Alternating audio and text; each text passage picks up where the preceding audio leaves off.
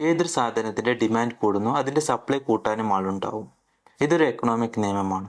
ഒരു ഉദാഹരണം പറയാം. നിങ്ങളൊരു അന്ധവിശ്വാസിയാണോ എങ്കിൽ നിങ്ങൾക്ക് ആ വിശ്വാസം തത്തയിലൂടെയും കൈരേഖയിലൂടെയും നക്ഷത്ര ഫലത്തിലൂടെയും മന്ത്രച്ചരടുകളിലൂടെയും അല്ലെങ്കിൽ മറ്റേതെങ്കിലും മാർഗത്തിലും വിൽക്കാനും ആളുണ്ടാവും. അതുപോലെ തന്നെയാണ് ഇൻവെസ്റ്റ്മെന്റ്സും സ്റ്റോക്ക് മാർക്കറ്റും.